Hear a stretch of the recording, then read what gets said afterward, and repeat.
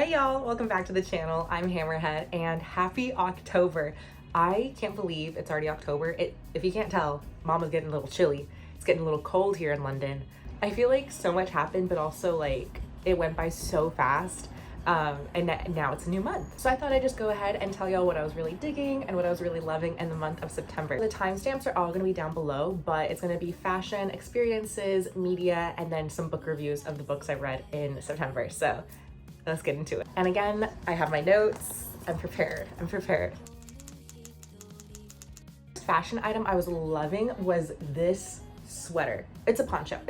I love this poncho so much. Oh, it's the perfect fall item. And last month it was like cold in the morning, but then you get really hot in the afternoons and you're walking around all day and you're like, I don't want to wear a sweater because then it'll be too hot. But then you're like, I need to be warm because it's cold. So this is just the perfect item because it's a poncho. So you can have like some like air circulation on your arms, but you're also nice and cozy. It is the season of the poncho, y'all. And also this one, it looks so fall. Like I am obsessed with this. If you follow my TikTok, which if you don't, it's at Adventures of Hammerhead. If you follow me on TikTok, you know, mama, I was wearing this a lot. I love this poncho. My sister keeps trying to steal it from me. You're never gonna take it, girl. I thrifted this in Austin last year, and she's gotten so many wears. I love her. It's the perfect fall piece. It's like great with like a tank top underneath whenever it's gonna be a little bit hotter in the afternoon. But if it's gonna be kind of mild all day, it's great when you also wear like a long sleeve underneath it. It's just, wearing this, you just feel so cozy and like perfect fall outfit weather. It's amazing. And also I like styling this with jeans, with a mini skirt, with boots, with anything. Like this is just such a nice statement. Love her. My next fashion piece that I was really loving last month was these Garage flare jeans. Now whenever I got these, me and my friend were shopping at Garage. She tried them on, they looked so cute on her, and I was like, I want to try them on. And then they didn't have my right size, like they just didn't look quite right. They were a little bit, the ones I tried in store were too small. But I really thought they were cute, and I was like, I'll just keep an eye on them. And then they went on sale online, and I was like, I'm gonna get them. And I did, and I'm really glad I did. The one con of these jeans is that there's no back pockets, and the front pockets are super short, so that's not fun. But other than that, they're amazing. And what I really love about these flares is like there's like seams all over the legs. So that's the back, and then the front, there's seams that go all the way around and down the leg. The way that the seams are made, they make you look so curvy, and like they add so much shape to the body. And I don't think I'm super curvy, so these jeans do a lot of heavy lifting. I love them. They're so nice. And also I'm 6'1", okay? I'm a tall girl, and jeans are like a hard item for me to find because my legs are so long. But these, they cut off right where they need to. And I have another pair of Garage jeans, and they are so long. Garage, if you're tall and you have not tried Garage jeans, I would highly recommend. They look so good. They're pretty affordable, and they're pretty high quality. I really like these jeans. And again, this with the poncho, it gives like early 2000s fall vibes, like Gilmore Girls. I was rocking these a lot last month, so I'll probably be wearing them a lot more this month as well. Next up, I was really digging my purse. I love this purse. Suede is always a fall fashion icon. I like a big bag. Now that I'm living in the city, I want a big bag. That way, if I need to go to the store, grab a few things, I can just throw it in here and I have space. And also, I like it because I feel like it'd be harder to pickpocket. I don't always zip up my bag. I know I should. If you're gonna pickpocket me, like you gotta go in there and you gotta like dig around a little bit. And I usually have a lot of items in my purse. So it's like, are you gonna grab my wallet on the first try? Probably not. I can't even grab my wallet on the first try. So I feel a little bit safer when I have a big bag versus like a tiny little bag, because then everything's right there. And then also I feel like if I opened it, something would fall out easier. So I like having a big bag. It makes me feel like nothing's gonna fall out and no one's gonna pickpocket me. And I also like holding it over my shoulder. But anyway, I digress. Love this purse. This like deep purple suede color is just so perfect for the season. I'll probably be wearing her a lot this month as well. And it's just like, again, it's like just really cozy. It feels very cute, very like early 2000s fall vibe. Again, I wore this outfit a lot, the jeans, the poncho, and the purse. You can't tell me she's not giving fall. Like, you can't. We've been really loving her this month. Another item I've been loving this month are my Greek silver earrings. I got these when I was, I think, like in middle school in Houston. There was a Greek festival at a Greek church, like a yearly Greek festival, and where they just like sold food and like, you know, there was like dancing and stuff. Me and my family went. I don't know how we found out about it, but we went and we had a great time. And we got these earrings. And I remember like when I got them, I was like in 7th or 8th grade. Like, I'm not joking, like 7th or 8th grade. And I remember when I got them, I was like, I don't know how to style them. Like, I didn't think that they were like, I thought they were really cute, but I didn't know how to wear them. And they weren't really my style back then. Lo and behold, over 10 years later, I'm wearing these so much. I think they're so beautiful. The circle with like the stone embedded, I think is like really interesting. I haven't really seen anything like these before, and I really like them. I think I also wore them with this outfit, but I think they're just like a really, really unique piece. So I've been wearing these a lot more lately, and I'm so glad seventh grade year old me was like, yeah, we need to get them. I don't know, future Laura's gonna need them sometime. And she's right, I do. And the last item I was really loving this month, it's not so much fashion, but it is beauty. It is this lip gloss. I'm wearing it right now. I'm obsessed. It's from 17. It's the Gorgeous Gloss. I think this is only like a UK brand. It's in the shade Chestnut, I'm pretty sure. And it's really nice. It's like the perfect fall tone.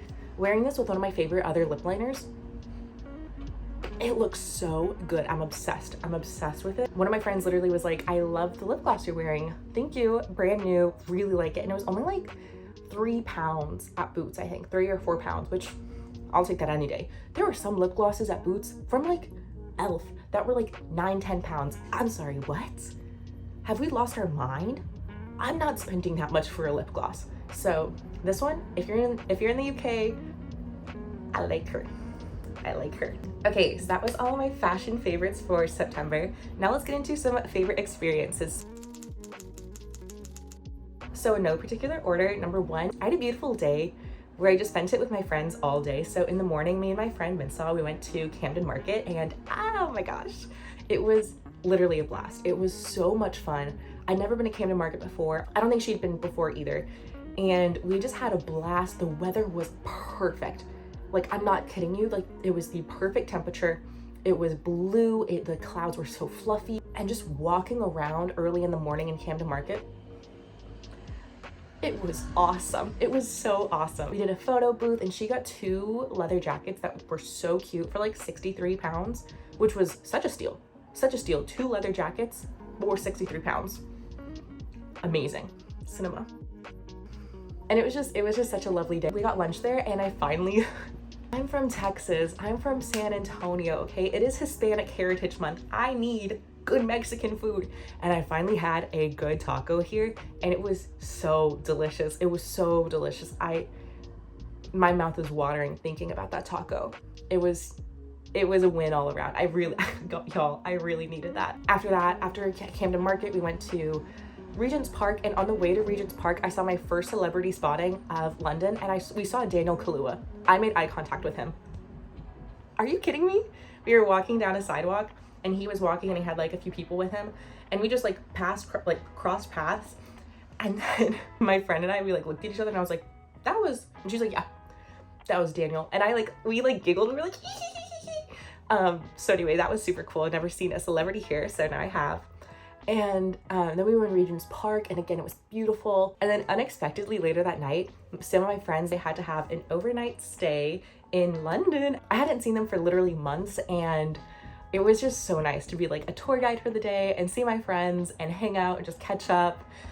It was very unexpected, but I'm really, really, really glad that we got to see each other. Second favorite experience was my first photo shoot. I don't think I can say who it was with yet because the campaign isn't out and I don't want to get in trouble, but it was my first photo shoot here in London. That day just really solidified, like, this is what I want to do.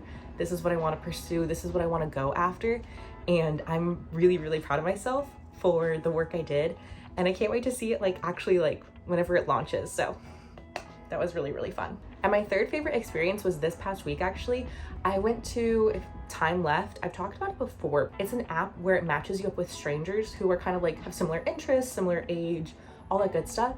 So that way you can go out, have dinner, have drinks with new people that you wouldn't meet otherwise. And it was a great time. The group I went with, it was a women only dinner, and we had a blast. The girls were super cool. We were laughing, we were joking, we like made a group chat. I went and saw a movie the next day with one of them. That was like just really, really nice because I think I can see myself being friends with these girls. So that was super cool. And then after that, there was like a London Fashion Week closing party with Deeds magazine, and I was like, I'm gonna go to that alone. Why not?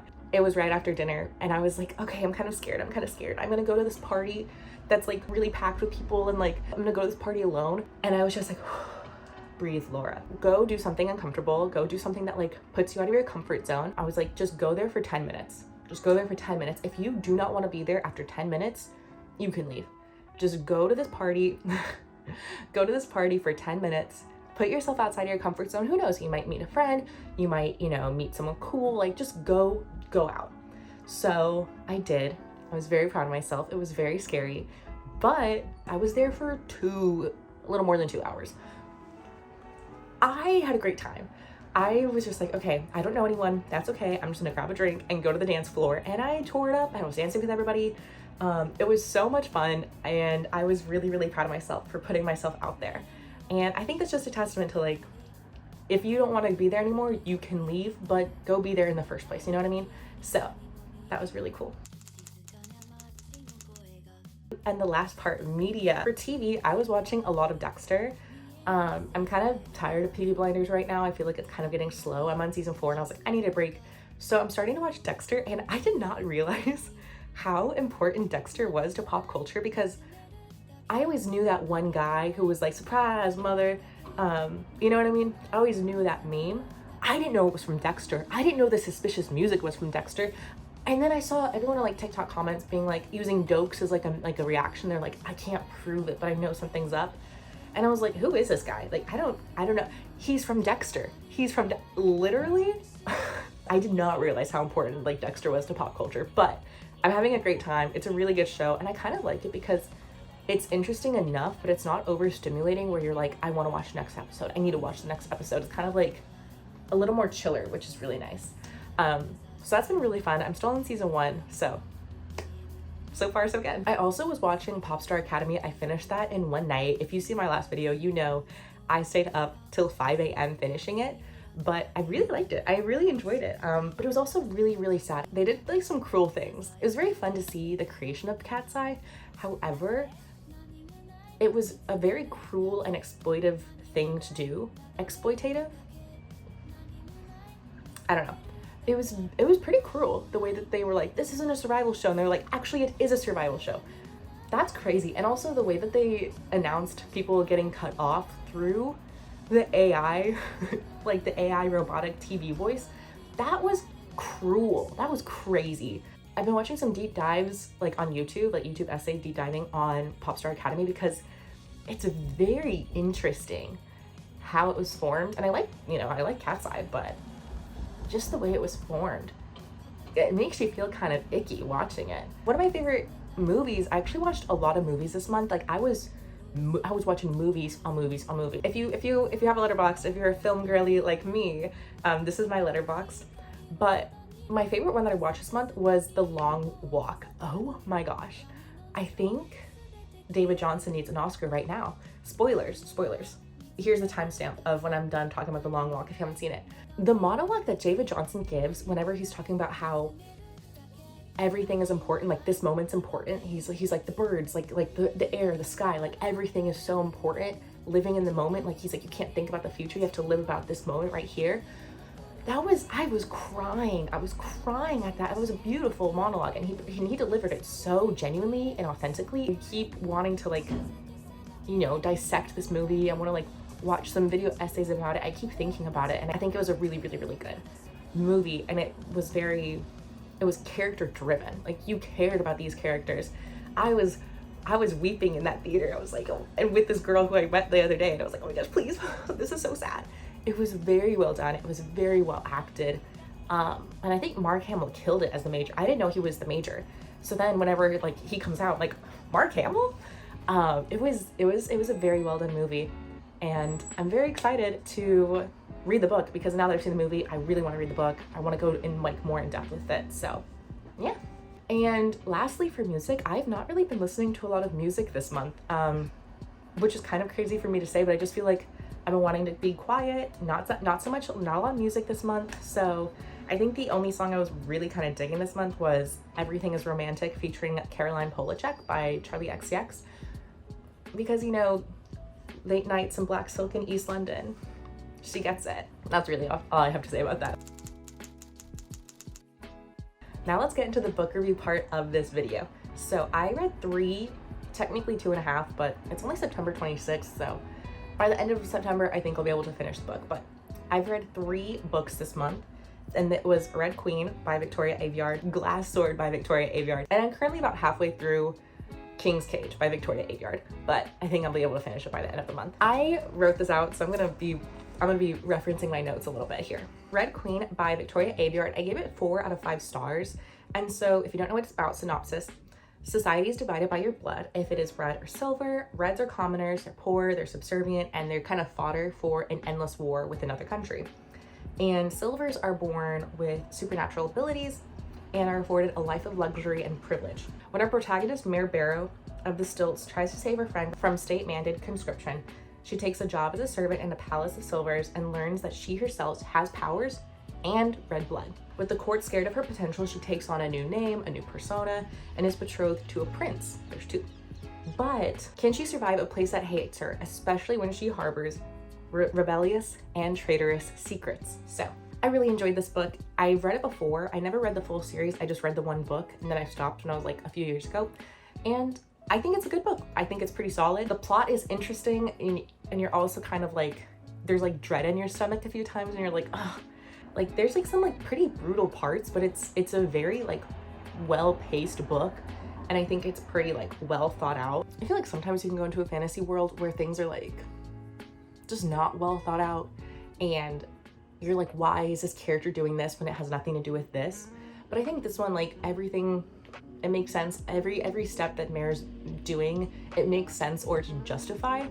I really enjoyed the twists and the turns along the way. The only thing I wish I had more information of was the world itself, because we know a lot about where she is. You know what I mean? Like we know like where she is, Norta, but we don't know much about the outside world, and we don't really know about like the history. It's just like the world itself and all the information about like the actual country, it just felt like it could have been more complex, but I still, you know, had a good time. Glass Sword by Victoria Aveyard. 3 out of 5 stars. It just wasn't my favorite. So the synopsis of this: after barely escaping with their lives, Mare and the exiled Prince Cal are on the run. Armed with the knowledge that there are more people like her, people who have powers and red blood, and with a ragtag group, they search after these so-called new bloods and warn them of Maven's hunt for them, and also offer a place to go. It was just not my favorite book. I think I really enjoyed like the cat and mouse aspect of the book, wherever Prince obviously spoilers.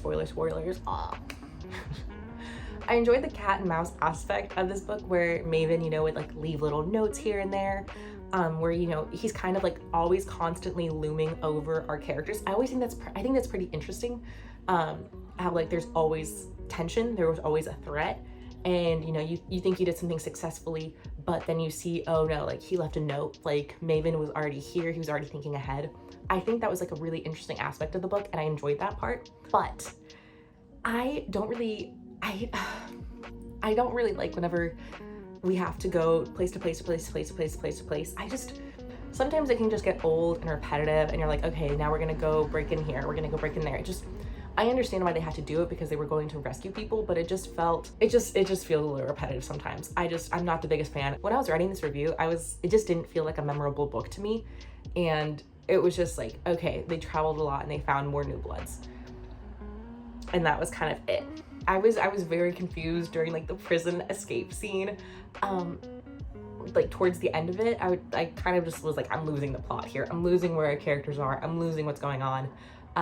So it was an okay book. I enjoyed reading it, but it was just not my favorite. Now, King's Cage. Right now I'm giving it a 4 out of 5 stars. Might be 4.5 out of 5 stars. I'm really enjoying it so far. After trading her capture for the lives of her companions, Mare is now trapped again in a silver palace, this time as herself. Treated as a puppet to calm the dissent in the country as a red representative, she is shut away from the world and her group of friends.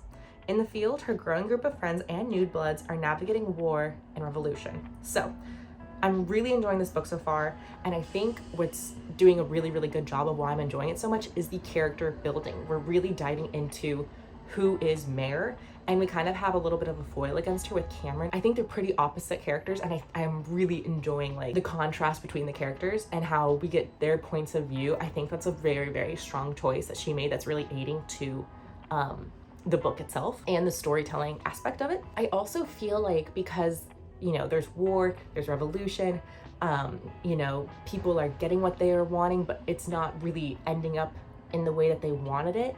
I think everyone is becoming like, they're on the cusp of becoming someone different and like pushing like a breaking point that may change them irreversibly. And I think that's a very interesting point. I really, really like how Maven and Mare interact. I think it's really interesting how, I think his character is really interesting, how he's so guarded, but he's always going to tell the truth to her. And like their dynamic, I think is just really interesting in this book.